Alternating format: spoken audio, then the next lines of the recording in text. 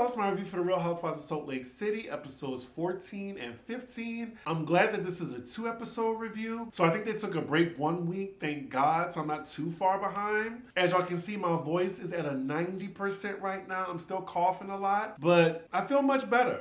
Thank y'all. So we open up this episode, the ladies are still in Bermuda. I think it's day 2, and it's Monica's 39th birthday.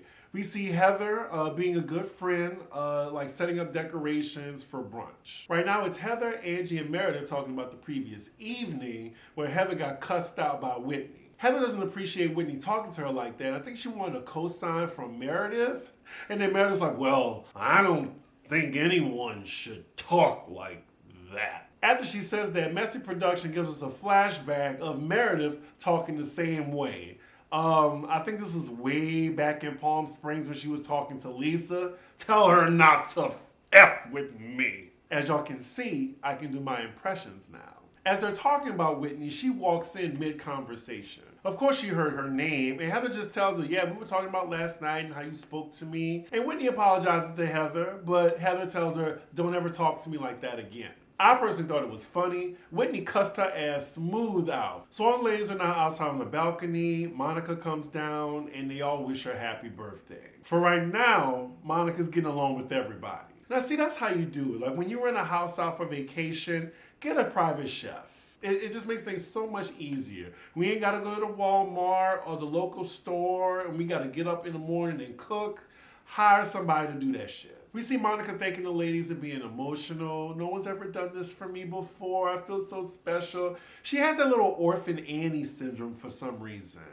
I guess, you know, she had a really traumatic childhood. So the plan for the day is they're going to do a beach day, and then Monica's going to see her relatives that she hasn't seen in 30 years. She's also complaining to the table about her mom, still a tumultuous relationship. Before the trip, they were supposed to go to therapy. Her mom didn't show up. She says her mom's been calling her family there in Bermuda. Hearing how she talks about her mom, that lady is her worst enemy. Oh, so we found out later that evening that they're going to have a pirate-themed birthday party dinner for Monica. Lisa looks thrilled, but again, she says she doesn't like to dress up for things. Now, wait a minute. So after the breakfast, they all like disperse, try to get ready for the beach. So then Monica, she texts Lisa, who she just became cool with again, to come up to her room, like to the balcony. They're talking. She tells Lisa that she wants her, out of all the ladies, to come with her to see her family. Lisa, of all people, I would think it would be Heather, maybe Whitney, hell, even Angie. But Lisa, I thought she would be like the last person. After that, Monica also wants to tell Lisa what she heard from Meredith the other evening when they were talking about the rumors on Instagram that there was sent to them in DMs about her allegedly being in the Greek mafia, tax debt, I'm guessing fraud or some shit. Why would she tell Lisa this? Wouldn't you tell your girl Angie, since y'all are in a good place now too? I think this is the real reason she wanted to see Lisa and not to go with her to see her family. Because now you're throwing Meredith under the bus. And you know that Lisa went through something similar with Meredith. And remember, she also did this earlier in the season with Angie, throwing Meredith under the bus with the whole gay rumors thing. And just like clockwork, Lisa is riled up that Meredith is probably behind this, going after Angie. And I bet Monica is counting on Lisa to go tell Angie. I just think it's all so calculated. And then you have Monica saying now that why would Meredith try to make me a puppet? I don't know, y'all. It's just something unsavory about Monica. I just can't put my finger on it. I mean, yeah, she was associated with Jen Shaw. I keep remembering that. But she's such a nice girl. It's hard. I wouldn't be surprised if she was caught for fraud in some way. So the next scene, the ladies on the Sprinter, they're headed to the beach. The topic is Heather's daughter. She's just saying how she loves that she's living her life, like just unrestricted. And I think Monica asked her, is she having sex? And Heather takes it as, I would never, talk about my daughter's sex life. I mean, I wouldn't disrespect her. I can see that. Like, why are you asking about her daughter's sex life? I mean, isn't she like, 20? But yeah, Monica's saying she doesn't feel like it's such a big deal. And she references Kris Jenner as an example. Okay, so they're having fun jet skiing. Fast forward. So afterwards, they're on the Sprinter. They're all talking. And then all of a sudden, Monica just rushes out, charges to the bathroom. She looks upset. Lisa goes after her. She's like crying in hysterics and saying that her family doesn't want to see her anymore. And she can't help but feel like her mom is behind it. Now, I saw on social media that some people thought that this was an act, like she came to Bermuda, like she never intended on seeing her family. Again, I don't know what to believe. We'll have to wait to see the reunion to get the full story on who been lying. So she calms down, but again, we have another sob story. I feel bad for her. She's having this whole monologue in her confessional about her relationship with her mom and just feeling alone.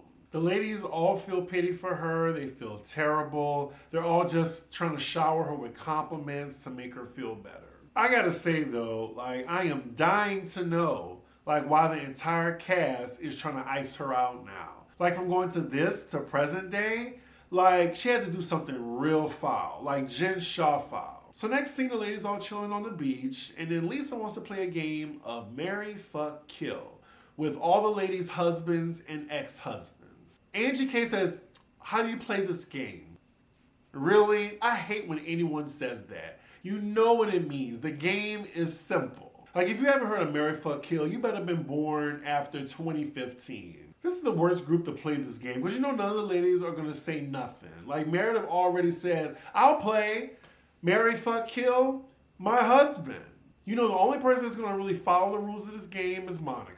Now, wait a minute, Lisa, this game was your idea, and now you don't want to follow the rules? So then afterwards, we see Lisa and Angie talk away from the other ladies, and like clockwork, Lisa tells Angie what Monica told her. And of course, Angie responds how you think she would. Like, she has a bone to pick with Meredith. And now here we go again of Angie versus Meredith. She is very upset. Like, who does she think she is trying to slander my name? So now Angie has this battery in her back, and you know she's going to confront Meredith later in the evening.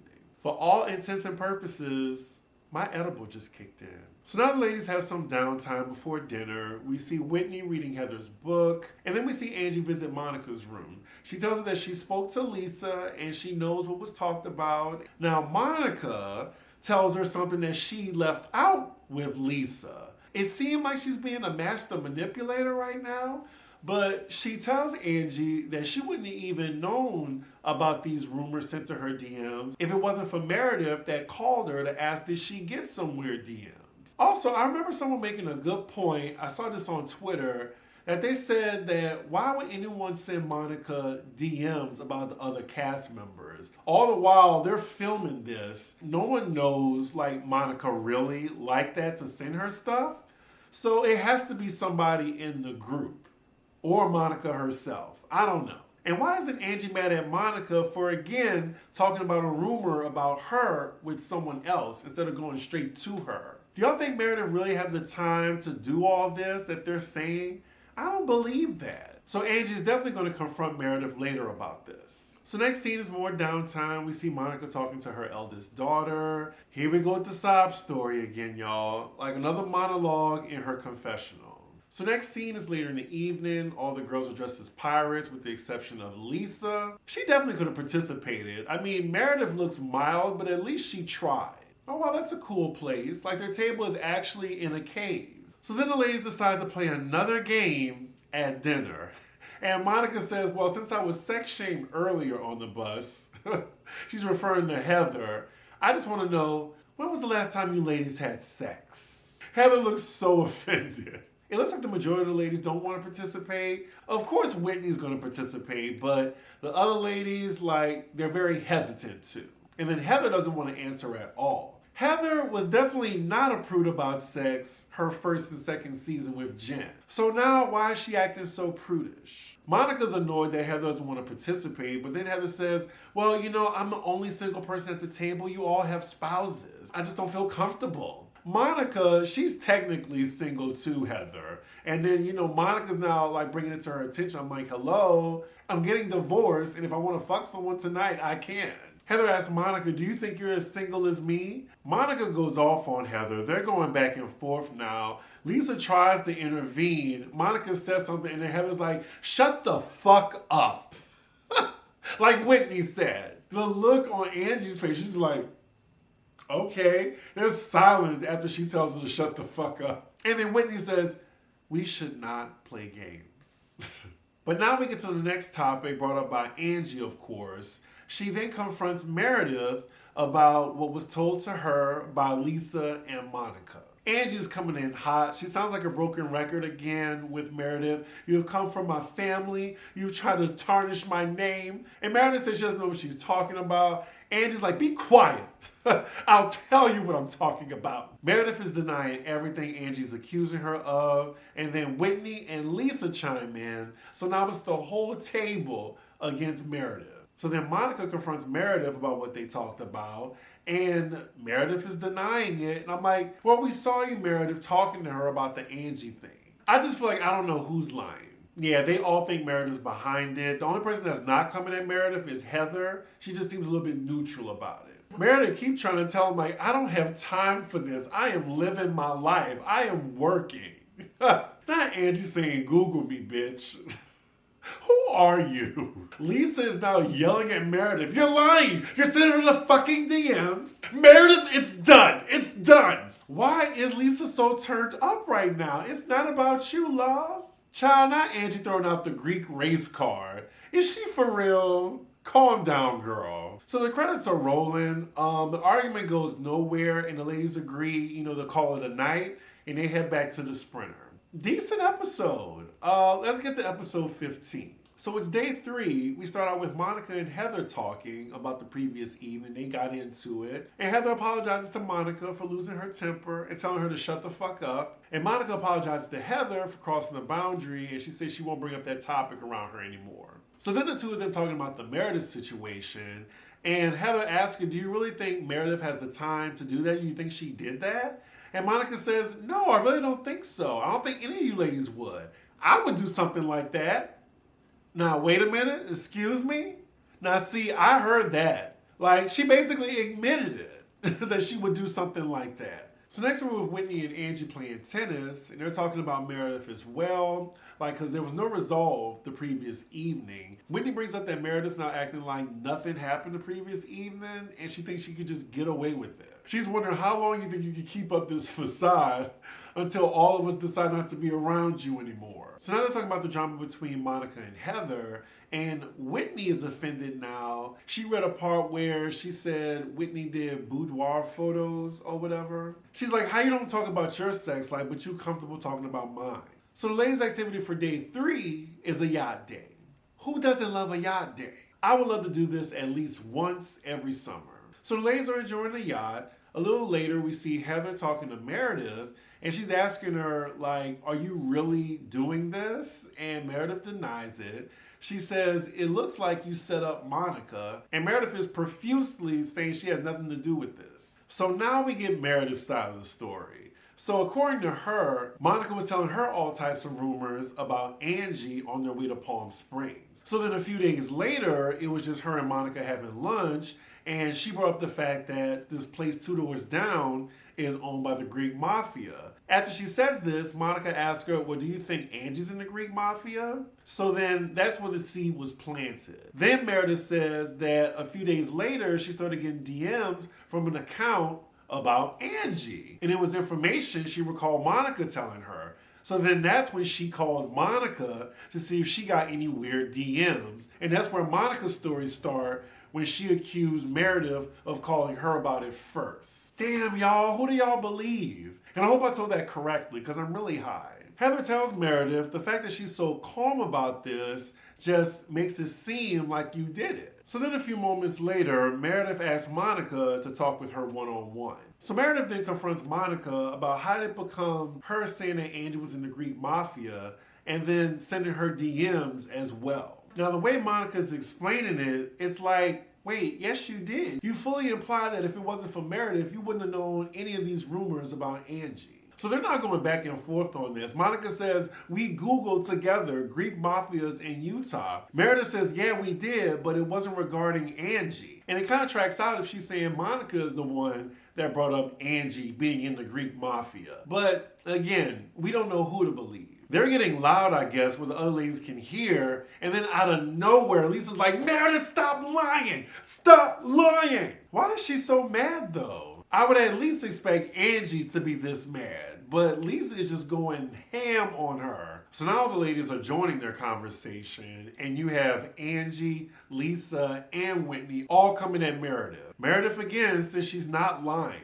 Lisa's still yelling, but now Meredith has had it. She's starting a short circuit. I'm getting very irritated about people narrating me. Don't narrate me. Yeah, she's had it. Meredith gets up and yells, I am very pissed off, and storms off. We cut to Meredith's confessional, and she's like, if these ladies want to believe this woman over me, let them. I don't have the energy to deal with these morons accusing me. So then later, surprisingly, we see Meredith have a one-on-one with Angie and says that they need to talk. She tells her side of the story and saying that the reason why, she doesn't want to be around her because, you come at her all the time, you yell at me, and it just seems unpleasant.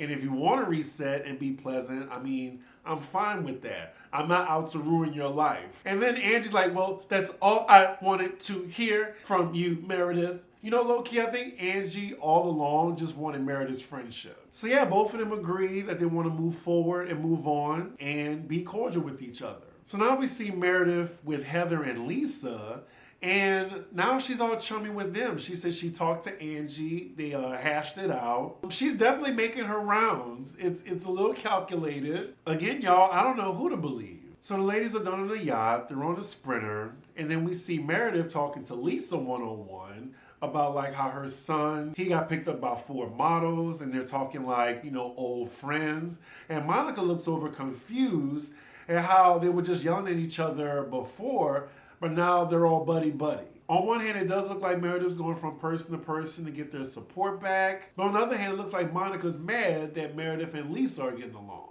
We see Whitney and Heather talking, and Whitney notices again a conversation that Heather's having that involves sex that she wants to shut down. She sees it as Heather sex-shaming her. Now, am I high, or does that sound ridiculous? So they're back at the house, and then Monica's talking to Whitney now as she gets her makeup, and she said how it's weird that Meredith is talking to Lisa on the sprinter, and it looks like now that she can't be her puppet anymore, she's going to go back to the other ladies. So now she has an issue with Meredith. She's had an issue with every single lady on the cast now. Has she got into it with Whitney? She almost did because they were going back and forth, but they didn't really have a fight. So they're at dinner, they're all talking, everyone's getting along for now. So later on, Monica notices at the table how upset Meredith looks and then confronts her on their weird energy and how she doesn't like it. She says she has a problem with Meredith being mad at her, but she's tee-hee-heeing with Lisa. She definitely should have a problem with you, Monica, because you don't want to throw her under the bus. Meredith asks Monica, why does she care? And Lisa chimes in and well, yeah, Meredith's like my sister. I yell at her and we'd be good an hour later. She's still calling out how Meredith's mad at her, won't look at her.